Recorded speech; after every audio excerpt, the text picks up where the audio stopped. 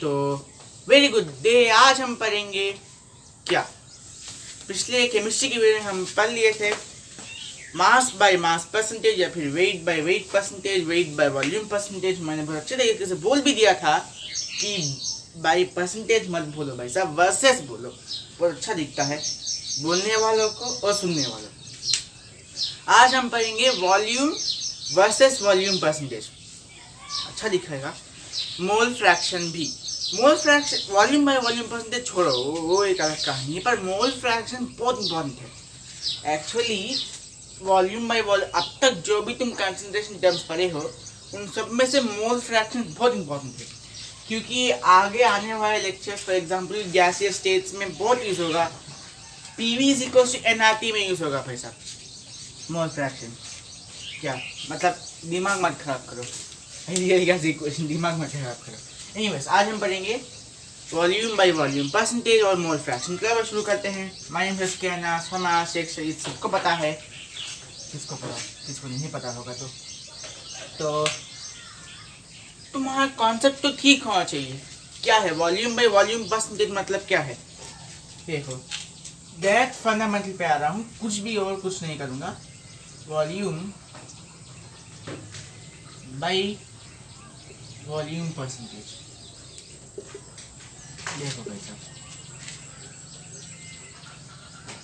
क्या हो जाएगा तुम्हारा। फॉर्मूला लिख रहा हूँ, वॉल्यूम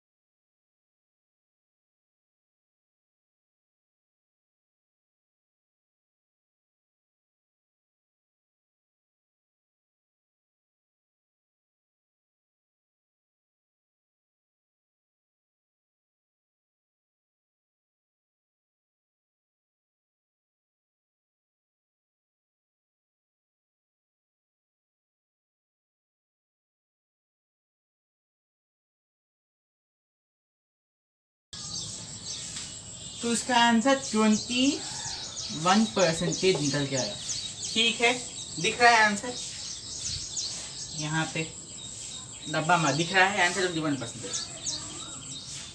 भाई साहब सिंपल सी बात याद रखो, तुम्हें कॉन्सेप्ट क्लियर होनी चाहिए। मैं बोल दिया था कि यहाँ पे वॉल्यूम तुम्हारा नंबर ऑफ मोल किसका ज्यादा वो सॉल्वेंट, ठीक है, नंबर ऑफ मोल किसका कम सोल्यूट निकल के आएगा।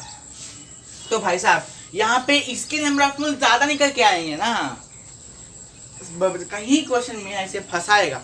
ये रूल भी नहीं है कि पहला वाला सोल्यूट दूसरा वाला सॉल्वेंट। देखो यहाँ पे पहला वाला सॉल्वेंट हुआ, दिख रहा है, कॉपी करो। अच्छा क्वेश्चन था ये, जब मैं दूर से देखा तो मुझे लगा कि ये तो नॉर्मल क्वेश्चन ही है। एनीवेज चलो ठीक है।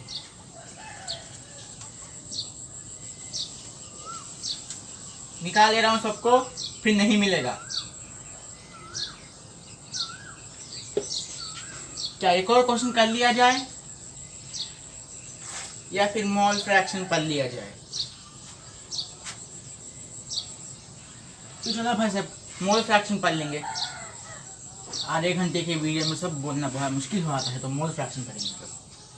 मोल फ्रैक्शन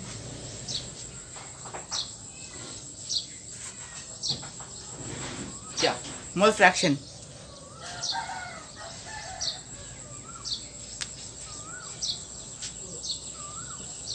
मोल फ्रैक्शन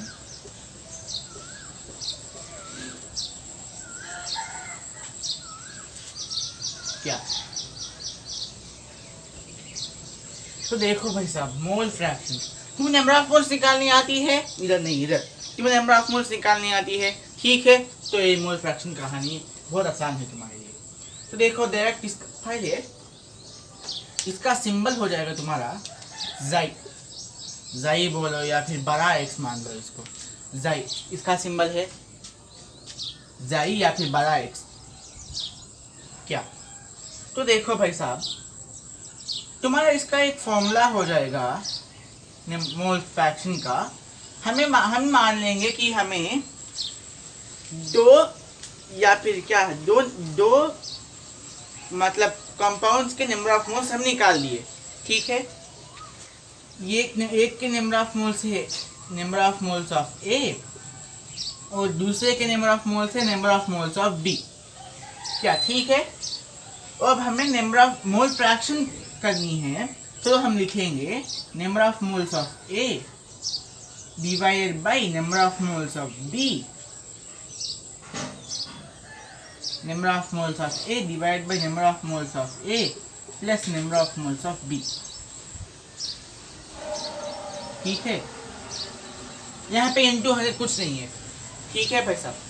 और अगर तुम्हें ये एक बात याद रखना क्वेश्चन में, अगर तुम्हें mole fraction of A and B पूछा है, तुम्हें यहाँ पे बहुत अच्छी से एक बात क्लियर रखनी है कि नंबर ऑफ मोल्स ऑफ यहाँ पे ऊपर ये रखनी है या फिर बी रखनी है, ऊपर ये रखनी है या फिर बी रखनी है। Number of moles of A compound की रखनी है, number of moles of B compound की रखनी है, बहुत इंपॉर्टेंट है यहाँ पे। क्वेश्चन में क्या पूछा, number of moles of a, तो number mole fraction of A and B पूछा तो ऊपर ए रखते, number of moles of a रखते।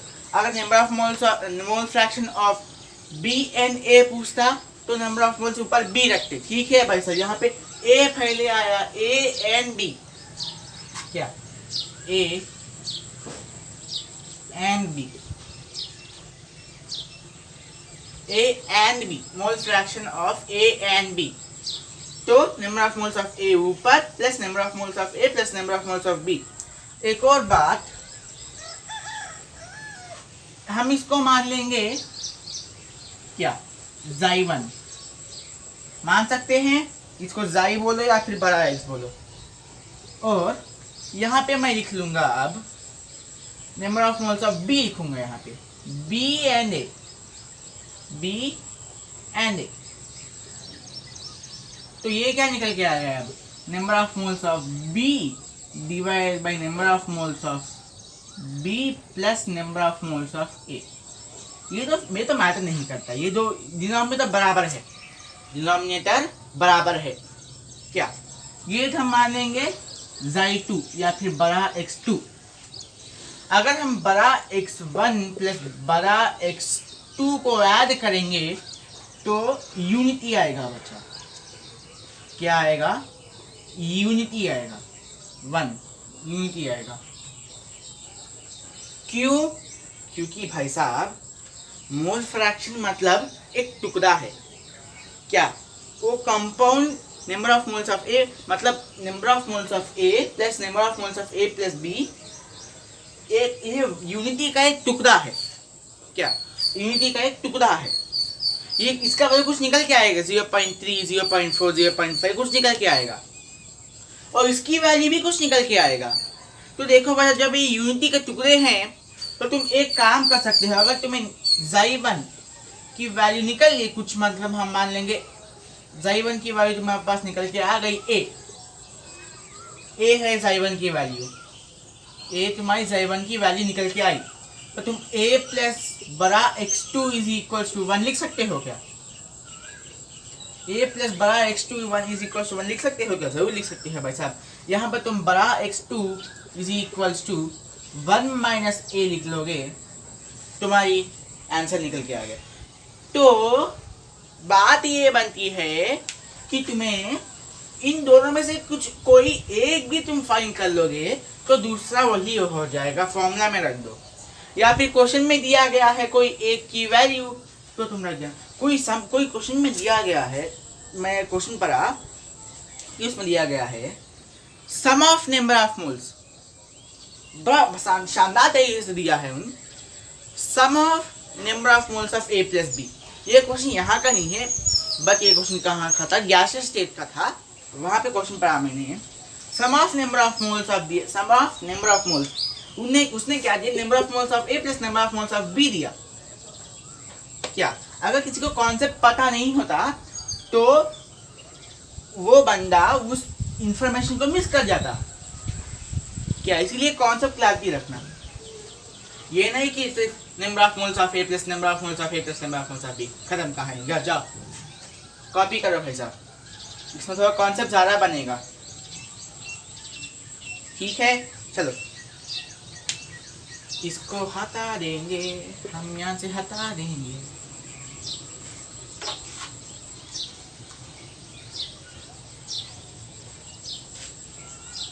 ठीक है, चलो एक क्वेश्चन कर देंगे हम।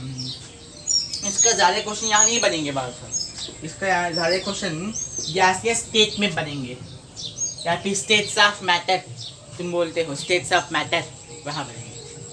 तो फर्स्ट क्वेश्चन कंप्यूटर साहब, मतलब बोर्ड साहब, हमें फर्स्ट क्वेश्चन दे दीजिए। क्या दिया है इसने? हम मान लेंगे कि 30 या फिर क्या ले 36 ग्राम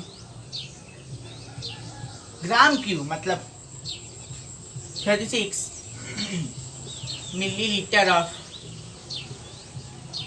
H2O, 36 milliliter of H2O is dissolved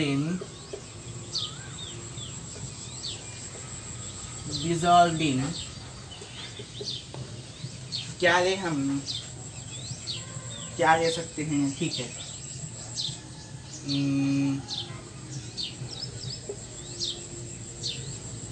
hydrogen peroxide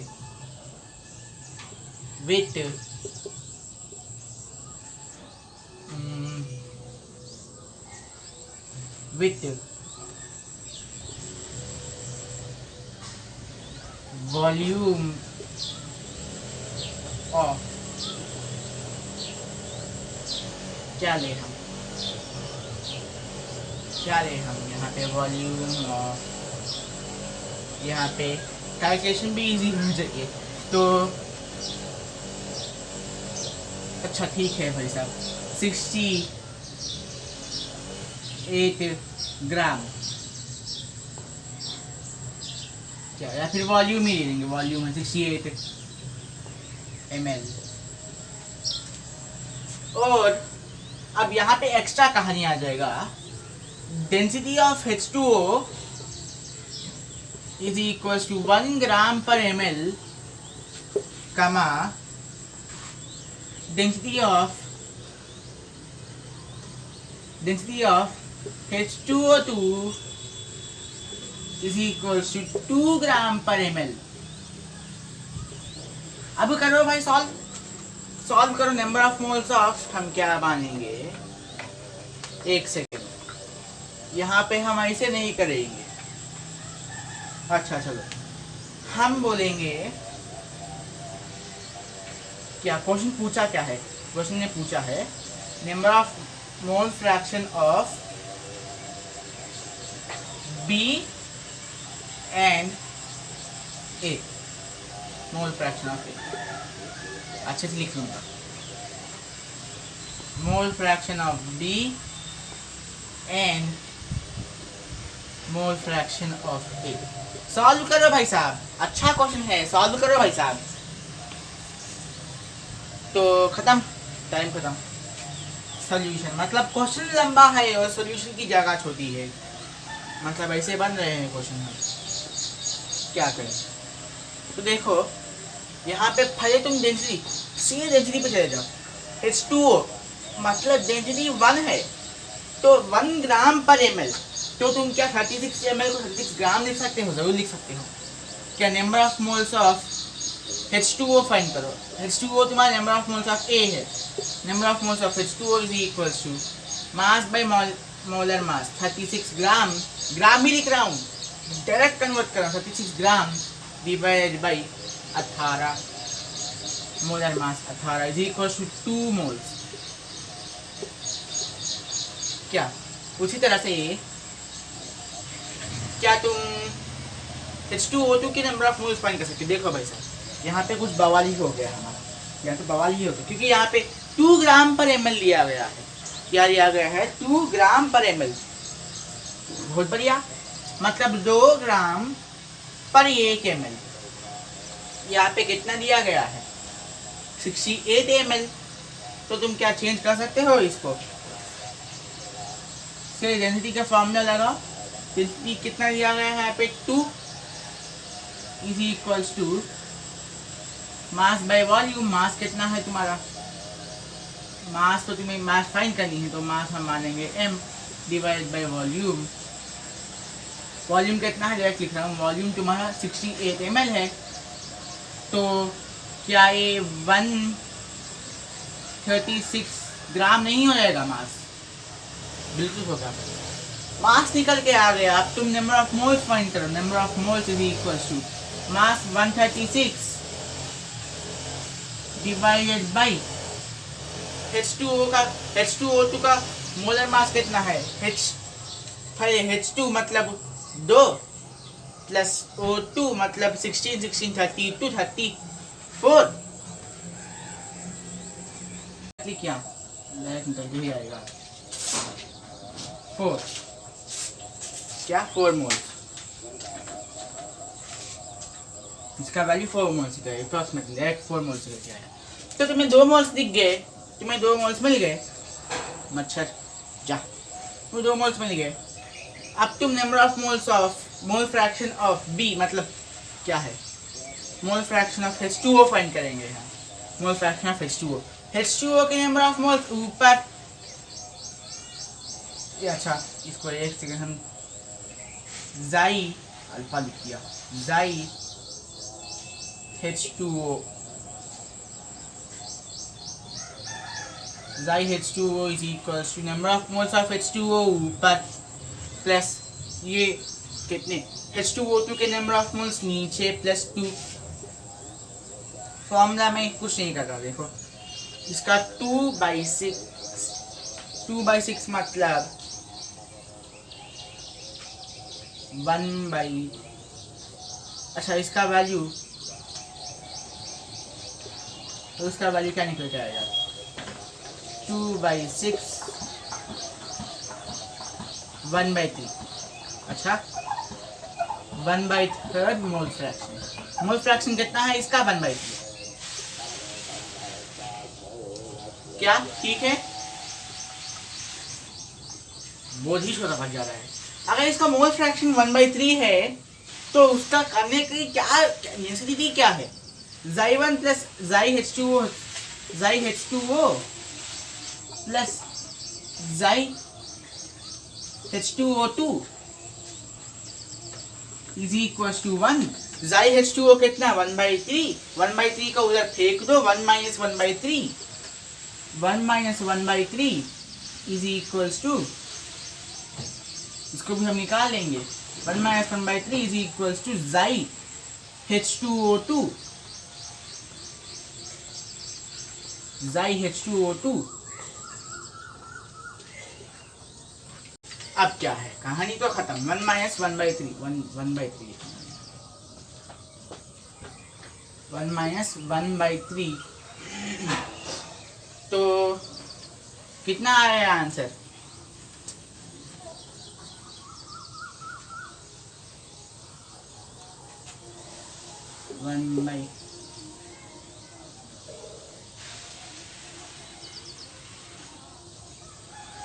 तो इसका वैल्यू कितना निकल के आएगा भाई साहब? 2O2, तो यहाँ पे 2/3 आ गया। समझ में आ रहा है सोल्यूशन? मतलब बहुत बड़ा दिख रहा है, बस सिंपल सी बात है कि हमने पहले H2O फाइंड किया, 2/6 आया, 1/3। 1/3 अगर हम 1 से माइनस कर, 1 माइनस 1/3 तुम्हारा H2O2 आएगा, क्योंकि H2O plus H2O2 is equal to 1। 1 minus H2O is equal to H2O2, वही तो किया है हमने, 2/3 आंसर आ गया। अगर तुम चाहते हो, इसको डब्बा कर लें हम, अगर तुम चाहते हो तो डायरेक्ट फॉर्मूला रखो भाई साहब। कौन बोल रहा है तुम्हें? क्या ऊपर 4 रखो, नीचे 2 + 4 रखो, ठीक है? क्या निकल के आएगा? वही निकल के आएगा, ऊपर 2 नीचे 3, 2/3, ठीक है? So that's what it for this video guys. Hope this video helps you। and हमने एक ही क्वेश्चन किया क्योंकि वीडियो बहुत लंबा हो रहा है।